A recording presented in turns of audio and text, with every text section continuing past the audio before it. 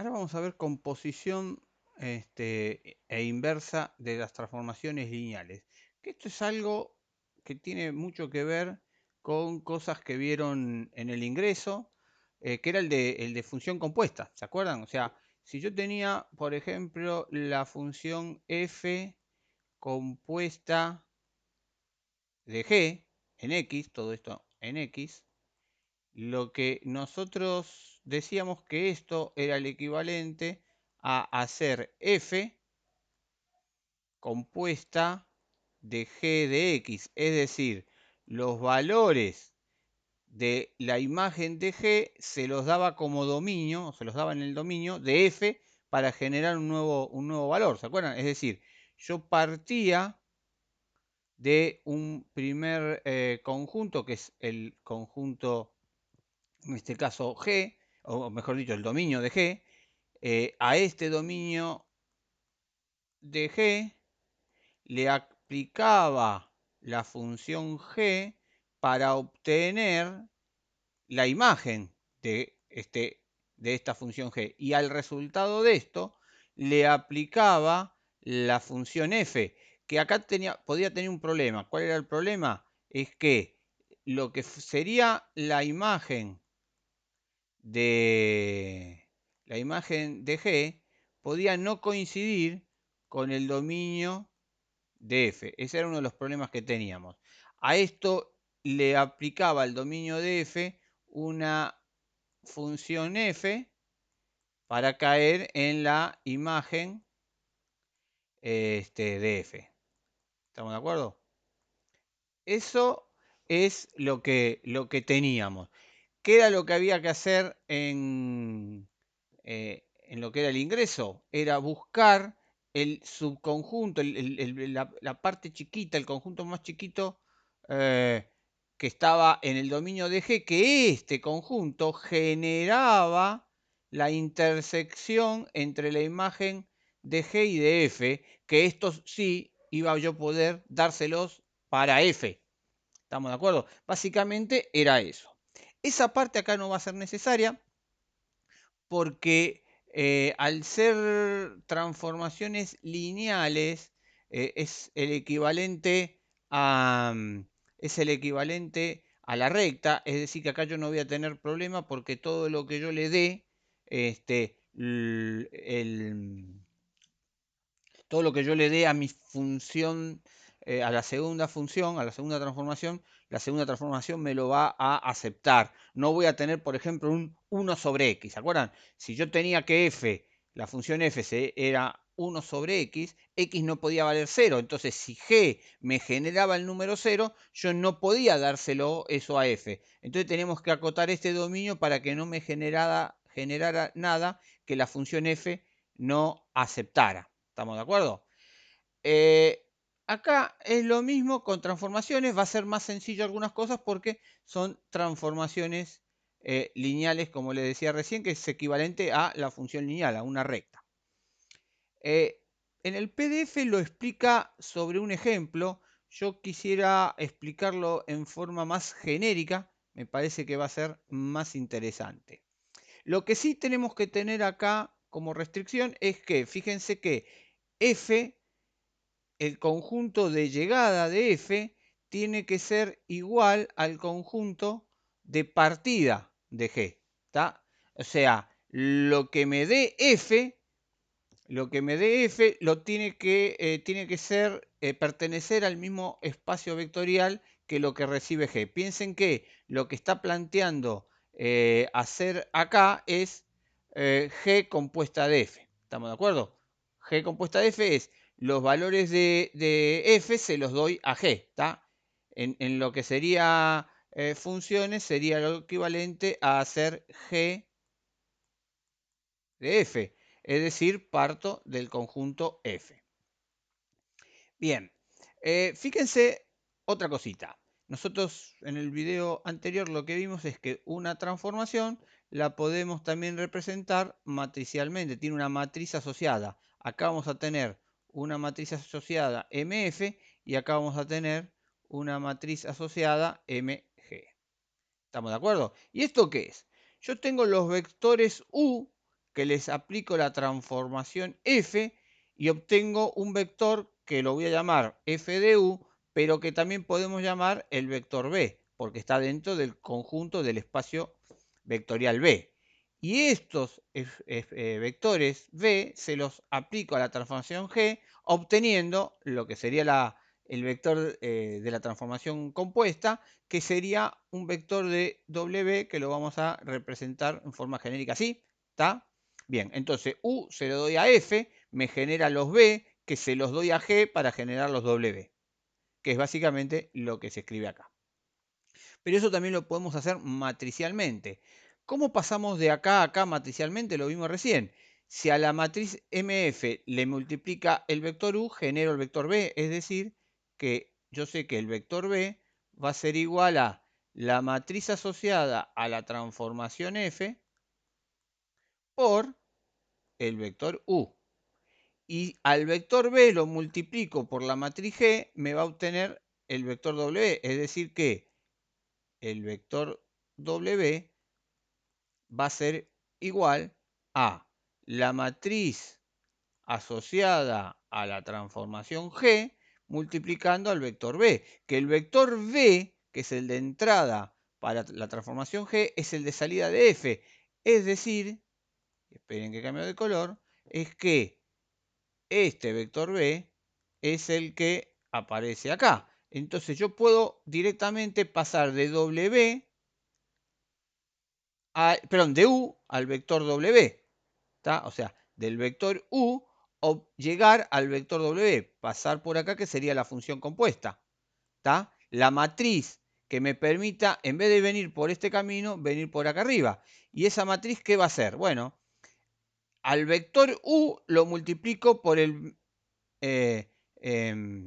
vector F y lo reemplazo acá. Es decir, que yo voy a decir que el vector W es igual a la matriz G que multiplica B, pero B ¿quién es? La matriz F que multiplica al vector U. Quiere decir que a este vector lo multiplico por la matriz que se forma al multiplicar a estas dos matrices, obtengo la matriz W. Es decir, que tengo una matriz asociada acá a una transformación compuesta que va a ser la matriz G que multiplica a la matriz F.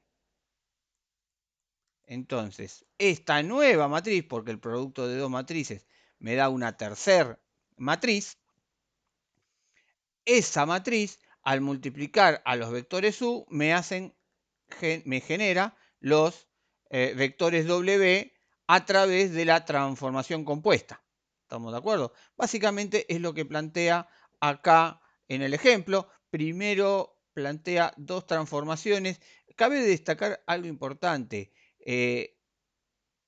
Una cosa es f compuesta de g y otra cosa es g compuesta de f. Cuando trabajamos con funciones, como íbamos de reales en reales, a lo sumo había que acotar el dominio, pero existían las dos transformaciones. Acá, para que existan las dos transformaciones, u y w también tendrían que ser iguales. Si u y w son espacios vectoriales diferentes, yo podría ir en un sentido, pero no en el otro. Por ejemplo, acá les pone una transformación que va de R2 a R3 y esta transformación va de R3 a R2. Quiere decir que puedo entrar con F, pasar por G, o puedo entrar con G y pasar por F. O sea, en este ejercicio existen las dos transformaciones. Por eso pide G compuesta de F y F compuesta de G. Pero supongamos que este R2 que está acá fuera, no sé, vamos a poner polinomios. Polinomios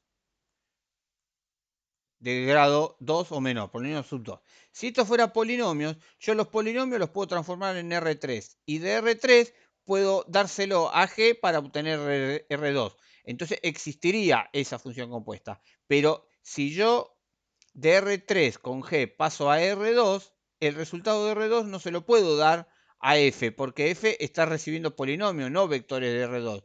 Entonces ahí ya no podría calcular la función compuesta. ¿Tá? Eso como para destacar que en este ejercicio permite las dos composiciones, pero no siempre van a ser posibles las dos composiciones. Primero lo resuelve analíticamente. Analíticamente es reemplazar primer componente, segunda componente, tercer componente. O sea, yo lo que tengo acá, lo que está calculando es G compuesta de F, o sea que partimos de F. F a los XY los transforma en esto. Y esto que está acá, X menos Y, va a ser la X que se doy a G. X más Y va a ser la Y que se la doy a G. Y 2X va a ser la Z que se lo doy a G. Entonces, la función esta va a ser G de X menos Y, X más Y y 2X. ¿Y cómo transforma G?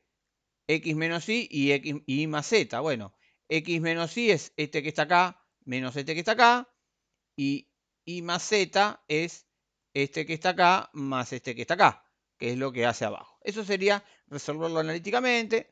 Acá hace la otra función que es F compuesta de G. Lo dejo para que lo analicen, es mirar cómo se reemplaza. Básicamente es, en un caso, reemplazar estas tres ecuaciones en la transformación G y en el otro hacer la inversa. Estas dos transformaciones, reemplazarlas en esta función o en esa transformación.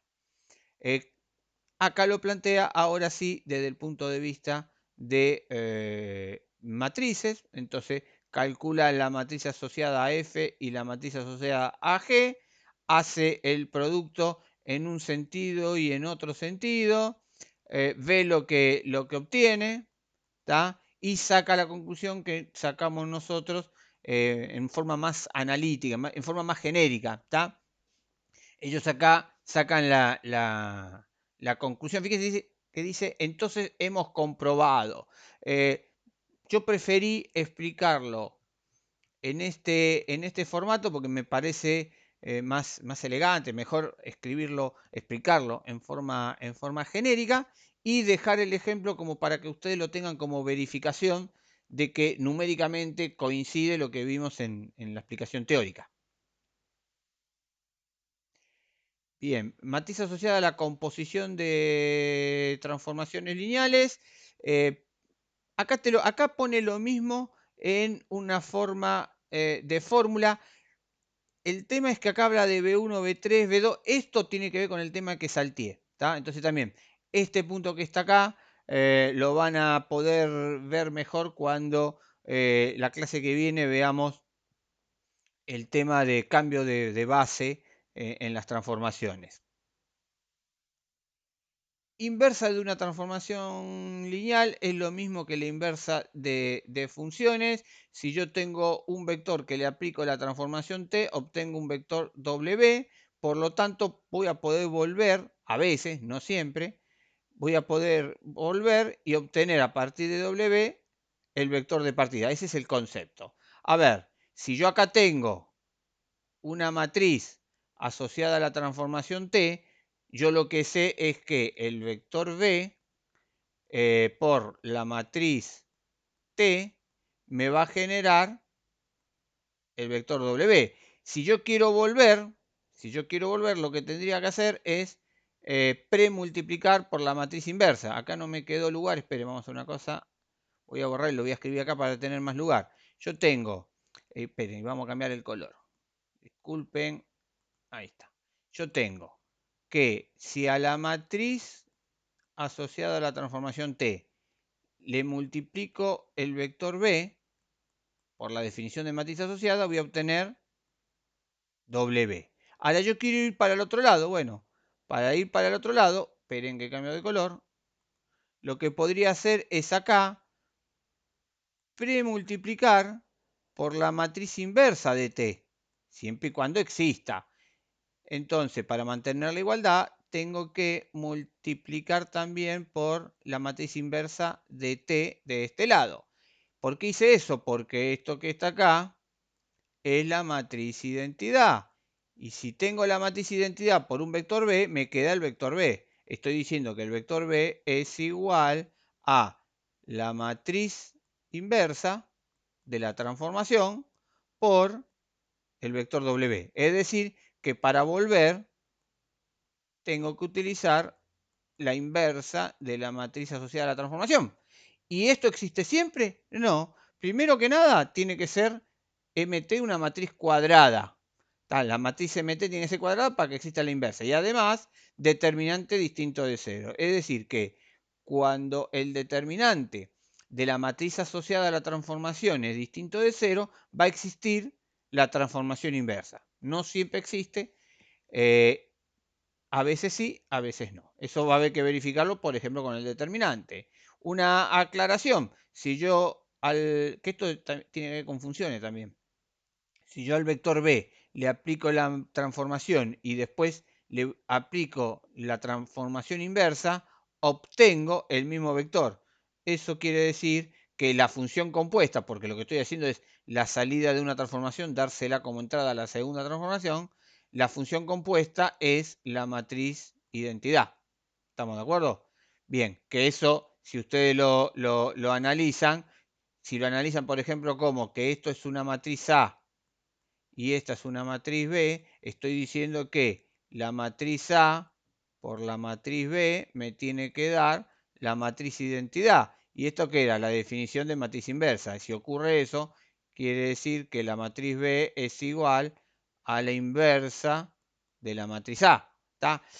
Analicemos por un camino que es transformaciones, lo analizamos por matrices por otro lado, la conclusión va a ser la misma.